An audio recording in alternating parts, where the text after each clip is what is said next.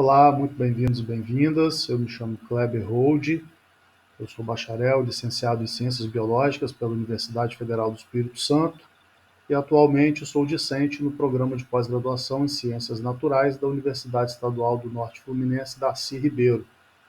O meu orientador é o professor Dr. Vitor Gomes Lima Ferraz e este vídeo é parte da disciplina Natureza, Estrutura e Propriedades da Matéria, ministrada pelo professor Dr. Sérgio Luiz Cardoso. Neste vídeo, vamos tratar das forças intermoleculares, mais especificamente da ligação de hidrogênio. Bom, o que são as forças intermoleculares? Forças intermoleculares são forças atrativas entre moléculas. Também são conhecidas por ligações secundárias ou ligações de Van der Waals, e estão relacionadas com propriedades como estado físico, ponto de ebulição, solubilidade das substâncias. Juntamente com as forças intramoleculares, que são as ligações primárias, ligação iônica, metálica e covalente, as forças intermoleculares também contribuem para determinar a estruturação da matéria na natureza. Nós podemos dividir as forças intermoleculares, basicamente, em três tipos. As forças de polo instantâneo, de polo induzido, também chamadas interações de London, acontecem entre moléculas apolares. As moléculas apolares, pela movimentação da nuvem eletrônica, podem ter um dipolo instantâneo formado na sua nuvem eletrônica. Esse dipolo instantâneo vai induzir a formação de um dipolo em uma outra molécula apolar vizinha, formando assim um momento dipolo instantâneo e dipolo induzido. Das forças intermoleculares, essa é a interação mais fraca. Nós também podemos ter forças do tipo dipolo permanente com dipolo induzido, conhecidas por interações de Debye. A força de polo permanente e dipolo induzido acontece entre moléculas polares e apolares. Uma molécula polar induz a polarização, a movimentação da nuvem eletrônica de uma molécula apolar vizinha, estabelecendo assim uma interação entre essas moléculas. E nós podemos ter também as forças de polo permanente e de polo permanente, conhecidas por interações de Kenson. Entre as forças intermoleculares são as mais intensas, as mais fortes das ligações secundárias. Todas elas têm uma intensidade menor do que as ligações primárias, ligação iônica, metálica e covalente. Entre elas, essa é a escala da intensidade da ligação. Neste vídeo, vamos tratar da ligação de hidrogênio, que é um tipo especial de interação de polo permanente com dipolo permanente. Aqui, nessa figura, nós podemos observar, como exemplo, o HCl. O HCl é um composto formado por uma ligação covalente entre um átomo de hidrogênio e um átomo de cloro. Então, é um composto diatônico.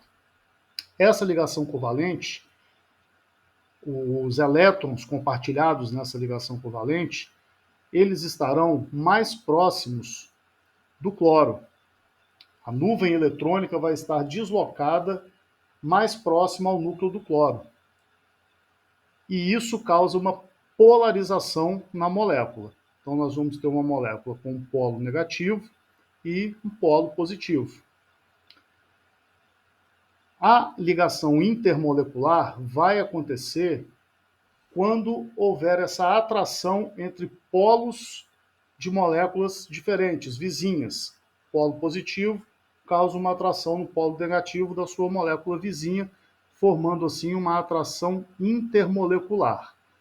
O destaque para a atração intermolecular fraca é comparado com a ligação covalente intramolecular, que é uma ligação primária.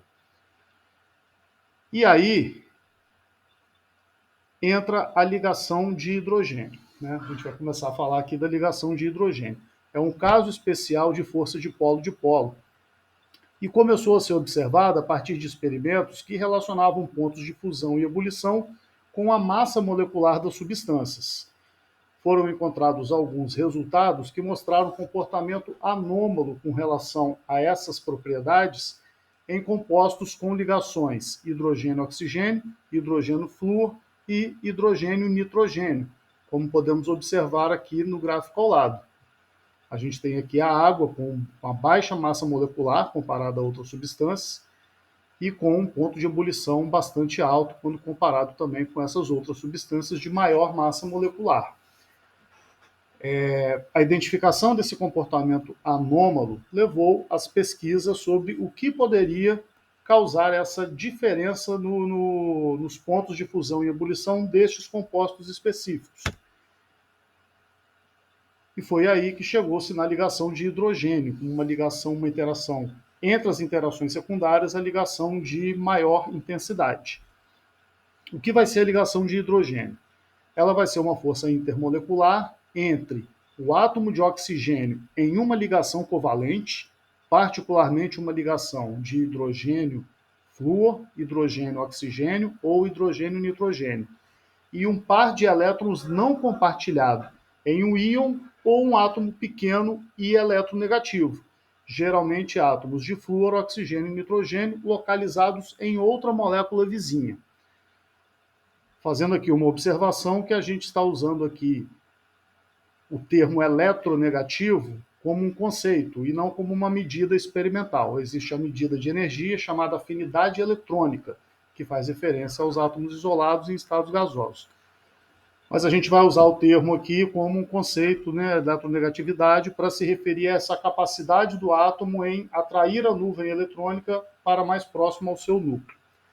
Então nós temos aqui a representação de uma ligação covalente entre o íon e o flúor, uma outra ligação covalente entre outra molécula do hidrogênio com o flúor.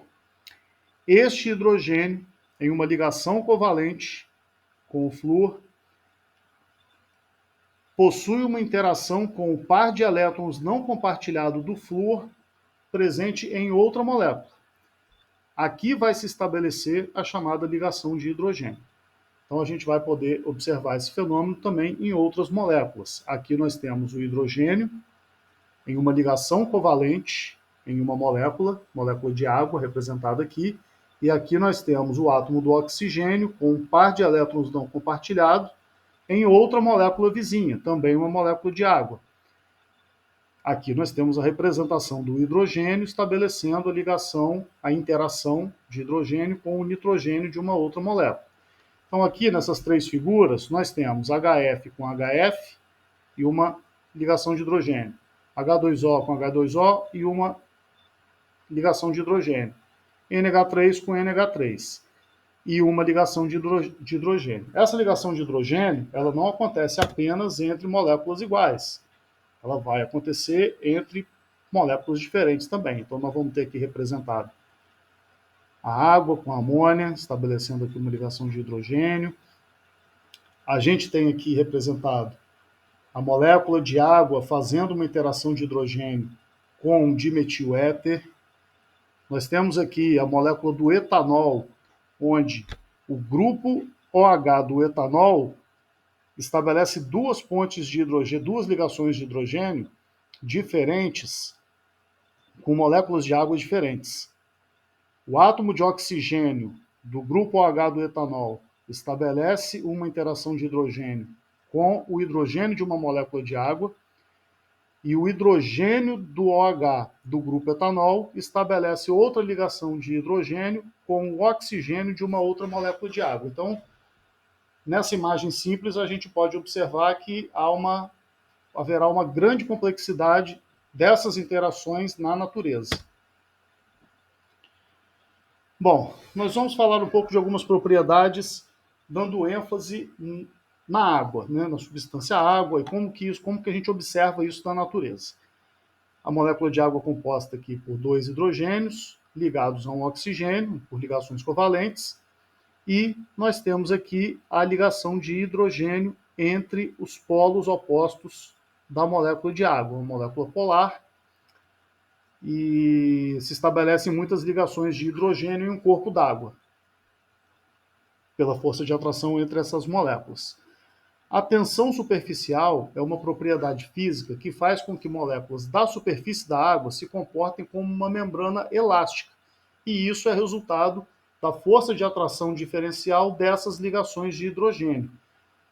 No corpo d'água, todas as moléculas exercem força de atração na ligação de hidrogênio em todas as direções.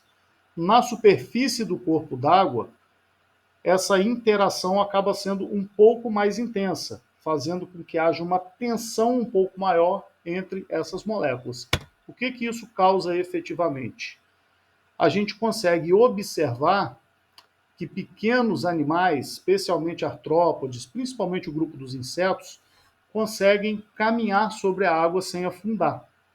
Isso é muito importante para esses insetos, principalmente, pois eles podem explorar nichos ecológicos que outros seres vivos maiores e um pouco mais pesados não conseguem explorar.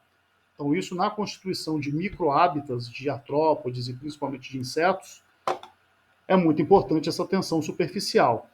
É fácil observar, né, no nosso dia a dia, quando a gente enche um copo de água ou um outro recipiente de água que parece que vai entornar e fica essa voltinha, fica essa borda, né, sobre o copo, e ela não entorna, né, é por conta da tensão superficial. E a gente pode demonstrar isso também em aulas de ciências fazendo um experimentozinho da moeda, né, com o conta-gota. A gente pode pegar o conta-gota, né, perguntar para a criança, para o adolescente, né, quantas gotas vão caber, vão conseguir colocar em cima de uma moeda antes de derramar, né? E eles vão colocando e vão observando que vai se formando essa camada devagarzinho e geralmente se consegue colocar muitos mais gotas do que se prevê inicialmente, né? Até que ela derrame e rompa essa tensão superficial. Se a gente usar um detergente, né, passar um pouquinho de detergente na moeda, essa tensão superficial ela não vai acontecer da mesma forma, né? Então também dá para problematizar isso com o uso de detergentes nas residências e o despejo de esgoto não tratado em ambientes naturais, né? Isso vai interferir na manutenção desse microhábitat de muitos insetos. Uma outra propriedade importante da água, advinda dessa ligação de hidrogênio, é a coesão entre as moléculas e a capilaridade que essa coesão produz, né? Também é possível demonstrar isso usando, né, canudos de espessuras diferentes e um recipiente com água. Né, quando a gente insere esses canudos, a pressão atmosférica, né, exercida sobre a água no recipiente faz com que a água suba, e quanto mais estreito for esse ducto, esse canudo, maior, né, mais alto vai chegar a coluna d'água. E isso tem uma aplicação fundamental em plantas de grande porte, né, plantas com crescimento muito grande, as gimnospermas e angiospermas principalmente.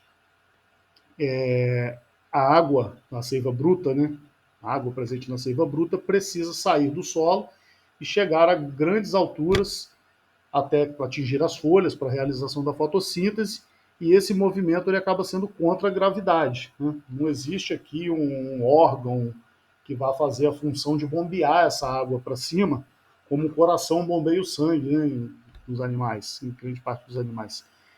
E por isso os vasos condutores da seiva bruta, os vasos do xilema, precisam ser extremamente finos para que a coesão entre as moléculas e a capilaridade auxilie nessa subida de água da seiva bruta, da raiz até as folhas da planta. Não é a única força, né, que faz esse movimento, existem outras forças envolvidas, mas essa é também uma importante propriedade que promove a subida da água a grandes alturas em plantas lenhosas. E uma outra característica é a relação da densidade da água no estado sólido, né, quando acontece a formação do gelo. Com a diminuição da temperatura, abaixo entre 4 e 0 graus Celsius, a água apresenta um comportamento anômalo. Ela diminui sua densidade, pois ela acaba aumentando o seu volume. E isso se dá por uma conformação especial das ligações de hidrogênio. A partir de 4 graus Celsius do resfriamento da água, ocorre um rearranjo dessas ligações e essas forças intermoleculares fazem com que o espaçamento entre as moléculas aumente, o que vai fazer com que o volume aumente e a densidade diminua. Por isso, o gelo flutua na água. Né? Normalmente, os materiais, quando passam do estado líquido para o sólido, eles aumentam a sua densidade pela redução do volume. E na água, nessa faixa de redução de temperatura, acontece esse comportamento anômalo. E é isso que faz com que uma garrafa de água colocada no congelador estoure, né? Porque fica muito cheia, quando a água vai congelar, ela expande, aumenta o volume e acaba estourando a garrafa. Né? Uma estratégia para quem for colocar água no congelador para gelar mais rápido é deixar um pouquinho de espaço vazio dentro, para caso esquecer a garrafa lá no congelador, ela não estoure, né? Dependendo ali do quanto que deixar, é claro. Na natureza, isso é crucial para a sobrevivência da flora e da fauna em ambientes aquáticos continentais, né? Lagos, lagoas, em regiões frias, né? Regiões que esfriam muito, principalmente no inverno.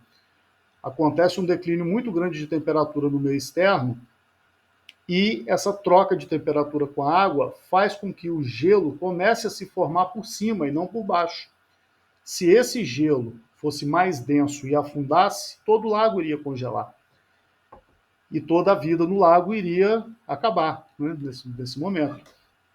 E isso não acontece por conta dessa flutuação do gelo, dessa menor densidade da água no estado sólido. Forma-se uma camada de gelo que acaba por isolar o restante do corpo d'água dessa troca de temperatura com o ambiente externo. Então é possível que peixes, crustáceos, né, outros invertebrados e as algas, microalgas e plantas aquáticas sobrevivam aqui por um tempo mesmo com esse lago congelado. Quando sobe a temperatura, né, esse gelo derrete, a fauna e a flora do lago, da lagoa, permanecem aqui. Né? Bom, alguns exemplos e aplicações da ligação de hidrogênio. As ligações de hidrogênio são fundamentais para a estruturação tridimensional em biomoléculas. Vamos citar dois exemplos aqui.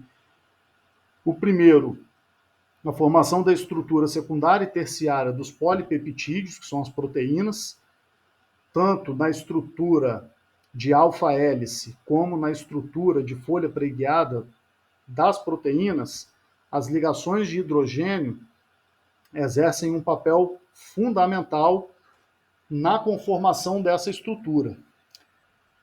A estrutura de uma proteína determina sua forma tridimensional e a função dessa proteína está associada a essa forma tridimensional. Quando por algum fator externo, por exemplo, mudança de pH ou aumento de temperatura, a proteína perde sua forma, ela perde a sua função. E esses fatores, pH e temperatura, interferem na estabilidade dessas ligações de hidrogênio. Por isso, proteínas, quando aquecidas a temperaturas acima de 40 graus, passam por um processo chamado desnaturação proteica. Quando ela perde a forma, perde a função. Isso é muito importante, principalmente na atividade enzimática. Né? Todos os nossos processos biológicos são regulados por enzimas, que são proteínas especiais que atuam como biocatalisadores de reações químicas no nosso corpo. Com temperaturas muito altas, podem causar a desnaturação dessas enzimas e levar ao desenvolvimento de problemas, né, associados ao metabolismo das células, ao metabolismo do corpo. Né? Um exemplo muito comum do dia a dia é quando a gente cozinha um ovo ou frita um ovo. Né? A clara do ovo, que é a albumina, no seu estado natural, ela é líquida, né, praticamente líquida e transparente. Quando a gente fornece temperatura e deixa o ovo cozinhando por algum tempo, ou frita o ovo, a proteína albumina sofre esse processo de desnaturação e ela se torna sólida, ela fica dura e se torna opaca, né? Ela deixa de ser transparente, ela fica toda branca, né? Passa por esse processo de branqueamento. E essa proteína desnaturada não perde nenhum tipo de valor nutricional. depois, como, né, são moléculas grandes, vão precisar passar pelo processo de digestão, né, as reações de hidrólise que vão acontecer para liberar os aminoácidos para absorção. Então não precisa se preocupar em comer ovo cru, né, por conta da proteína desnaturar durante o cozimento. Pode comer a proteína desnaturada sem problema algum. Um outro exemplo de biomolécula, onde as ligações de hidrogênio são muito importantes na estruturação, é a estrutura de dupla hélice do DNA. Então, essa estrutura de dupla hélice, ela é mantida por ligações de hidrogênio entre as bases nitrogenadas dos filamentos vizinhos de nucleotídeos do DNA. São duas ligações de hidrogênio entre adenina e timina e 3 ligações de hidrogênio entre guanina e citosina. Essas ligações de hidrogênio contribuem para que aconteça essa torção e fique esse formato de dupla hélice. E durante os processos biológicos de transcrição, que é a formação do RNA a partir do DNA, e de duplicação do próprio DNA, essas ligações de hidrogênio, elas se desfazem. Existem enzimas especiais, a RNA polimerase e a DNA polimerase, que abrem essas ligações e separam essas duas fitas de DNA sem a necessidade de alterar a estrutura intramolecular das ligações primárias. Então, as ligações secundárias elas se desfazem temporariamente, as fitas se afastam e acontece ora transcrição, ora duplicação, sem a necessidade de alteração na estrutura intramolecular das ligações primárias do DNA. Isso ajuda, né, a preservar a estrutura do DNA durante esses processos biológicos. Uma aplicação interessante e importante da manipulação das ligações de hidrogênio são aplicações em engenharia de hidrogéis, para a medicina regenerativa e da indústria farmacêutica. É possível, né, sintetizar polímeros e copolímeros, que são combinados entre polímeros sintéticos e naturais, para aplicação em próteses, né, para o desenvolvimento de curativos, veículos de liberação de medicamentos, como esses adesivos de pele, né, que vão liberando o medicamento, e também o uso em engenharia de tecidos, principalmente para tratamentos de queimaduras. Né, isso já é desenvolvido pela ciência de materiais. E também a construção de membranas, né, que são utilizadas no processo de purificação de água, né, membranas filtrantes que podem ter a sua porosidade, sua permeabilidade manipuladas através da manipulação das forças intermoleculares do material em si, de acordo com a necessidade do nível de tratamento. Né? Então isso é importante também no tratamento de água para consumo humano. Certo? Bom, essas são as nossas referências principais. A gente vai encerrar por aqui. Vou deixar aqui o site do programa, né? Visitem o site do programa. Lá vocês vão ter muitas informações sobre os cursos, sobre os professores, sobre as linhas de pesquisa, né? Informações sobre os editais de seleção para mestrado, doutorado, no programa de pós-graduação em Ciências Naturais. Bom, muito obrigado. E pronto.